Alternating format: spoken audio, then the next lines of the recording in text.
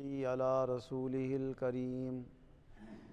أما بعد فأعوذ بالله من الشيطان الرجيم بسم الله الرحمن الرحيم ولا تجعل يدك مغلولة إلى عنقك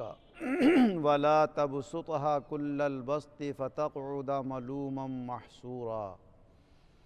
ان ربك يبسط الرزق لمن يشاء ويقدر انه كان بعباده خبيرا بصيرا۔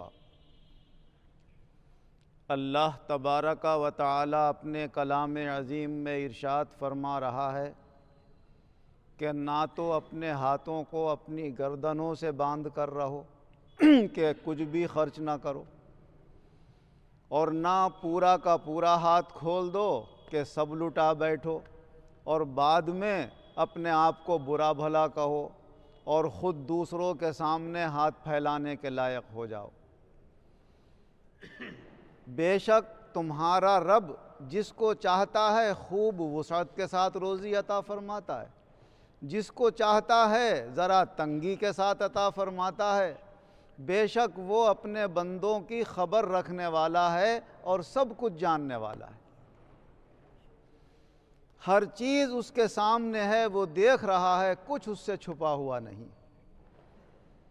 اللہ تبارک و تعالی نے اپنے بندوں کو ہر میدان میں، یہاں تک کہ اگر اپنا مال غریبوں پر یا اپنے رشتہ داروں پر یا کسی دین کے کام میں بھی خرچ کرنا چاہتے ہیں تو درمیانہ روی اختیار کرنے کا حکم دیا کہ اتنا دو کہ سامنے والے کا بھی کام ہو جائے اور تمہارا بھی نقصان نہ ہو۔ کل کو ایسا نہ ہو کہ تم بھی محتاج ہو جاؤ اور دوسروں کے ضرورت مند ہو جاؤ، اور نہ ایسے بنو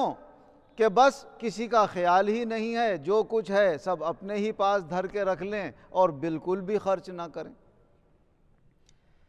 ایک ہوتا ہے زکوٰۃ دینا اور ایک ہوتا ہے عطیہ اور تحفہ دینا۔ اسی لیے جب مدارس یا مساجد میں جو رقمیں دی جاتی ہیں تو مسجد میں آپ زکوٰۃ کی رقم نہیں دے سکتے،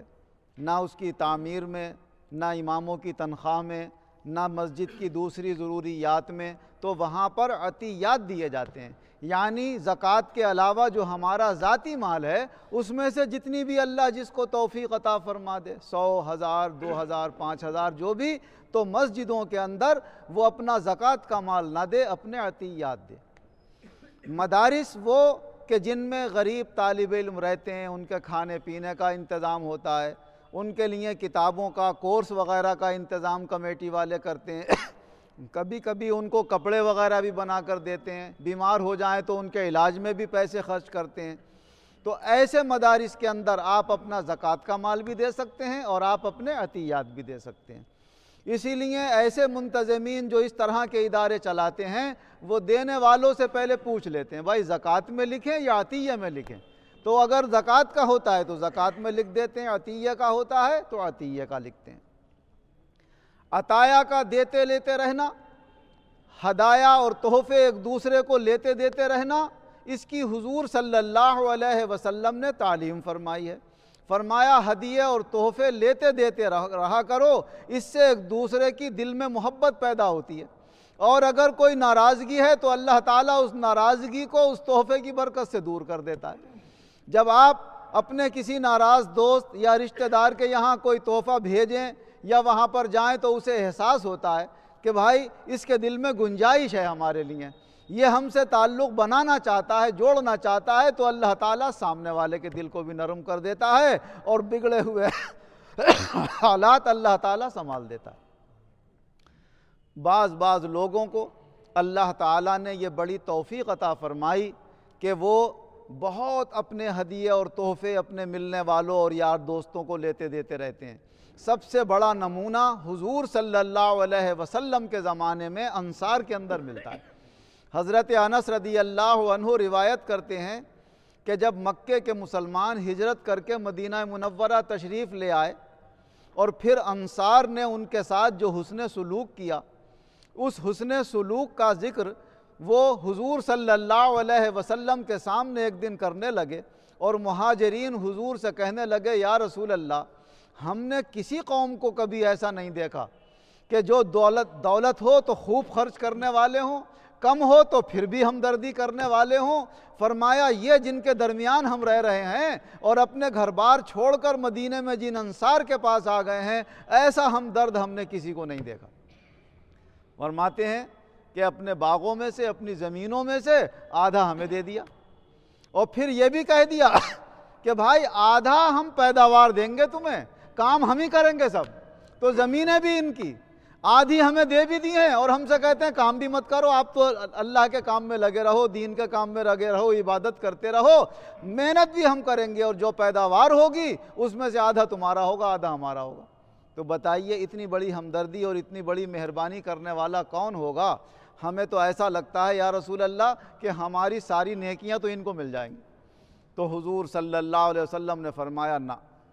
جب تک تم ان کی تعریف کرتے رہو گے اور ان کے لیے اللہ سے دعا کرتے رہو گے، اس وقت تک تمہاری نیکیاں تمہاری رہیں گی۔ اور حضور صلی اللہ علیہ وسلم نے فرمایا اگر کوئی شخص کسی کے ساتھ بھلائی کرے اور وہ جواب میں یہ کہہ دے جزاک اللہ خیرہ، اللہ تمہیں اس کا اچھا بدلہ عطا فرمائے، تو فرمایا اس نے بہت اچھی تعریف کر دی۔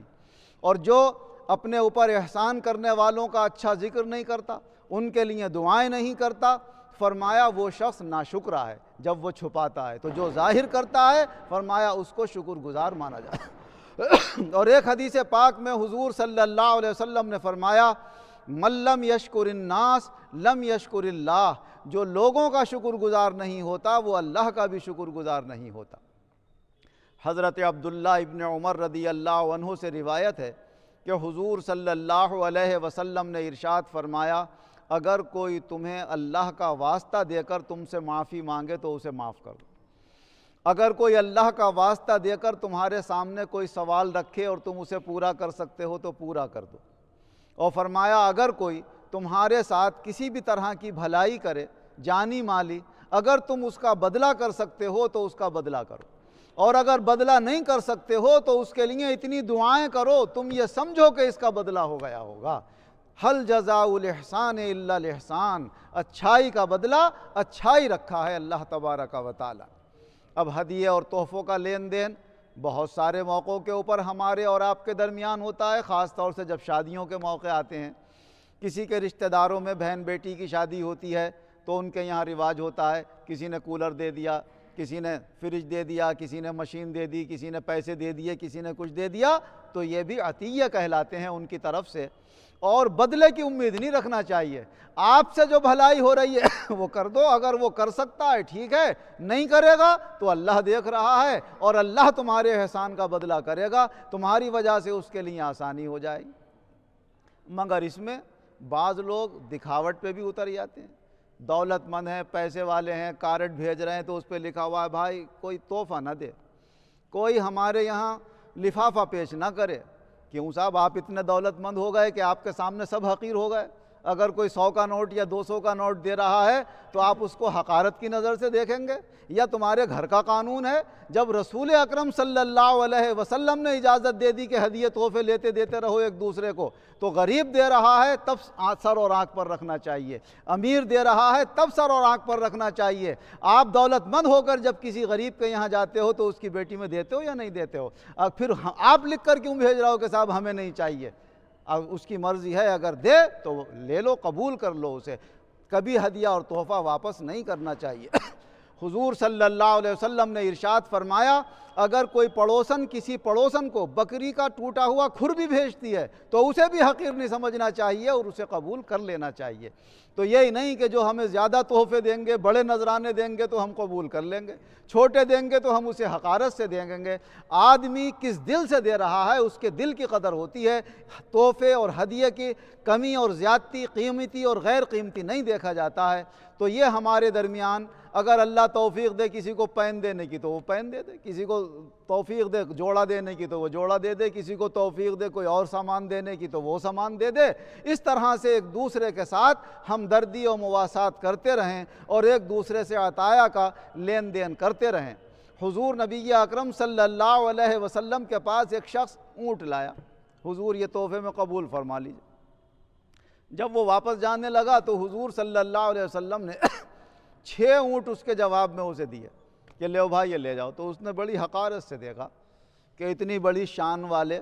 چلو ہم تو 1 اونٹ دے رہے ہیں تو حضور کو تو بہت زیادہ دینا چاہیے تھے۔ تو حضور صلی اللہ علیہ وسلم نے فرمایا بھائی آئندہ ہم ایسے لوگوں کے ہدیے اور تحفے قبول نہیں کریں گے جو عوض اور بدلے کی امید رکھتے ہوں۔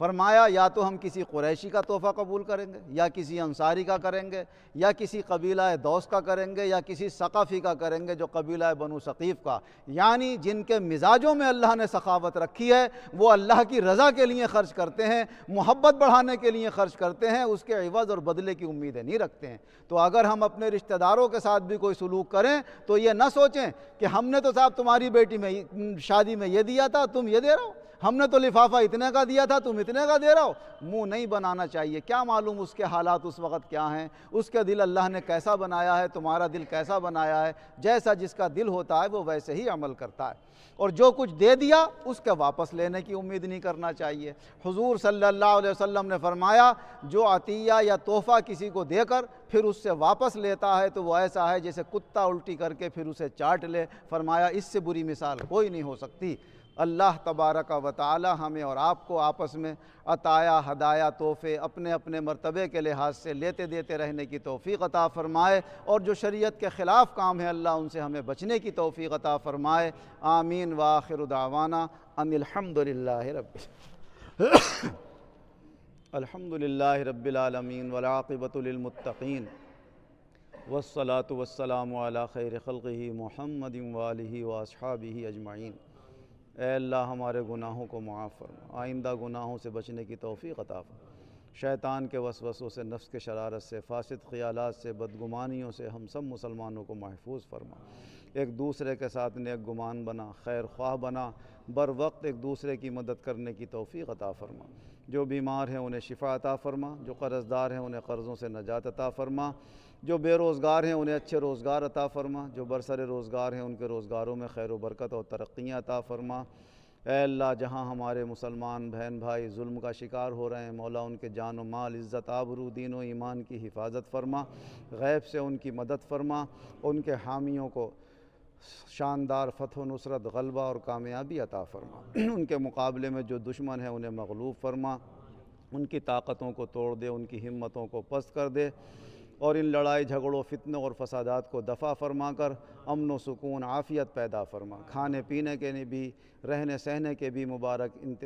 مناسب انتظامات فرما۔ اے اللہ سب کے گھروں میں چین سکون پیدا فرما، سب کی الجھنیں پریشانیاں دور فرما، دنیا اور آخرت دونوں جہان میں ایمان اور عزت کے ساتھ ہم سب مسلمانوں کو شاندار کامیابی عطا فرما، اپنی سب مخلوق پر رحم و کرم فرما۔